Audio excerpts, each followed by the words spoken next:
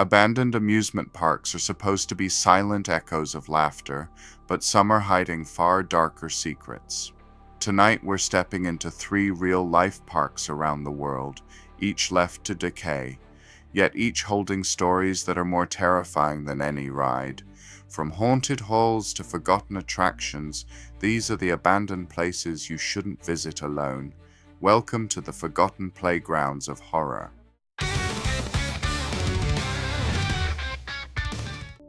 Nara Dreamland shut down in 2006, but explorers kept sneaking in for years.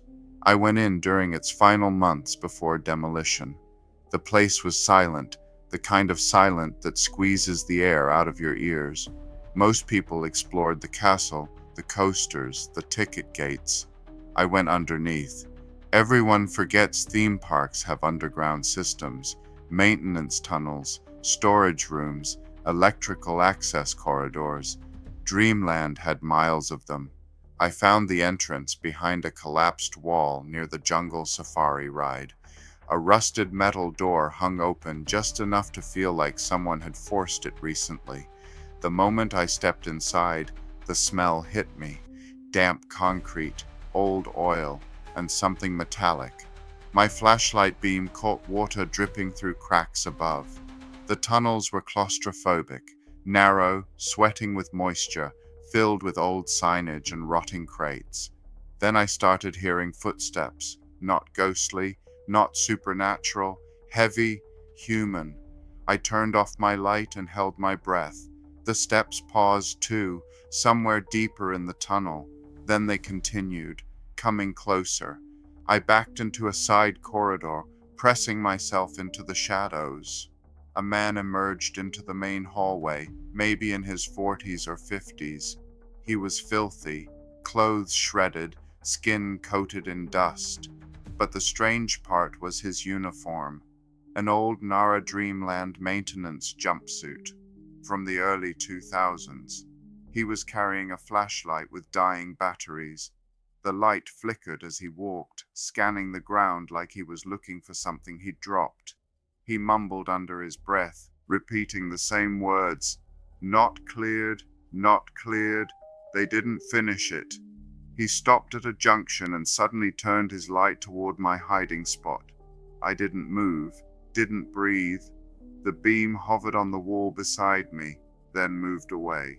He kept walking, heading deeper, muttering about zones not evacuated and rides not powered down. It hit me then. He thought he was still working, still on shift, after all these years. He disappeared into the darkness, and I waited 5 full minutes before moving.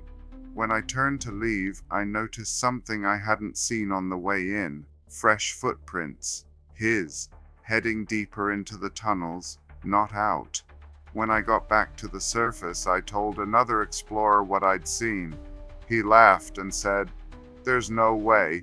They pulled every maintenance guy out when the park shut down." Maybe they did, but someone is still down there, still walking the tunnels, still working a job the world forgot.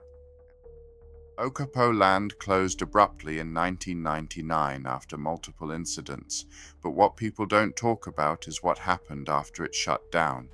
I went there in 2014 with a small group of explorers. The duck ride, the infamous one, was still standing, tilted like a drunk skeleton trying to stay upright. The whole place was overgrown, metal twisted, paths eaten by weeds. We set up cameras and split up. Nothing supernatural happened. What happened was worse.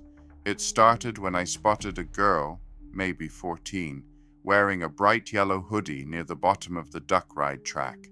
At first I thought she was another explorer. She wasn't carrying a camera though, just standing there, staring at one of the cars. I called out. She didn't move, didn't react. When I walked closer, she finally turned her head. And that's when I realized something was wrong. Her face was soaked with sweat. Her eyes were wide, unfocused. She looked like she hadn't slept in days. I asked if she was okay.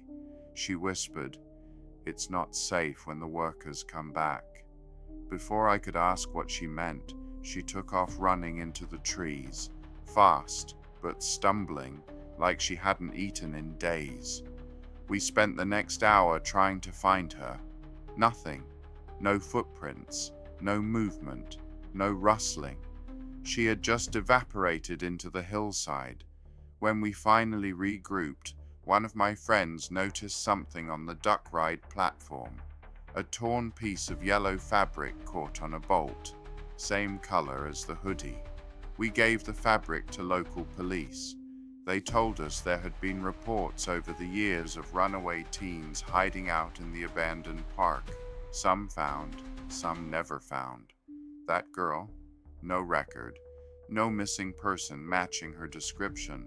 No one in the area wearing anything yellow. The officer said something that stuck with me. Some of them think the park is safer than home. They don't understand it's more dangerous.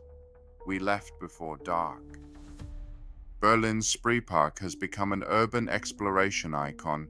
Giant fiberglass swan boats, derelict rides, rusted clown heads. But the Ferris wheel, that's the heart of the place. It turns in the wind sometimes, but not like it did the day I visited. I was with another photographer. The park was dead quiet. The air felt heavier inside the grounds, the leftover tension of a place that died too quickly. We approached the Ferris wheel. It was still, towering, its cars dangling like ornaments on a skeleton. Then a voice echoed across the lot. "You shouldn't stand under that." We spun around. An older man in a green jacket was walking toward us. Thin, weathered face, strong accent, boots caked with dried mud. He looked like he belonged there. He told us he used to work as a technician before the park shut down in 2002. Said he came back sometimes to check that no one gets hurt. He pointed up at the wheel. "Wind is unpredictable here. Cars slip." He wasn't wrong. They have fallen before. But the way he said it made the hairs on my neck rise. Then he asked, "You saw anyone else today? Anyone near the boats?" We told him no. He nodded slowly, like that wasn't the answer he wanted. Then he said something that chilled me. "Good. If you see someone, don't talk. They don't always mean well." We asked what he meant. He pointed toward the swan boats and said, "People hide in there. Squatters, addicts, some violent. They come out when it gets dark." His voice was steady, too steady. The wheel behind him creaked, moved, just a few inches, no wind. He didn't react at all, not even a flinch. Then, without warning, he said, "You two should leave now." Not angry, not threatening, just certain. We walked back toward the entrance. When we turned around to wave or thank him, he was gone. Completely gone. No sound of footsteps, no door closing, nothing. We asked a local later if any former staff still came to watch the place. They said no, said the only people there are explorers, thieves, and the occasional squatter. No one watches over it. No one should be there. Whoever that man was. He knew the park better than anyone. He knew where to stand, where not to stand, where the danger actually was. And he didn't want us there when the sun went down. Some places are better left untouched, but the stories they leave behind stay with us. If you thought these parks were eerie, remember, the real thrill might just be what we don't see. Thanks for watching, and don't forget to like, subscribe, and hit the bell if you want to explore more forgotten nightmares.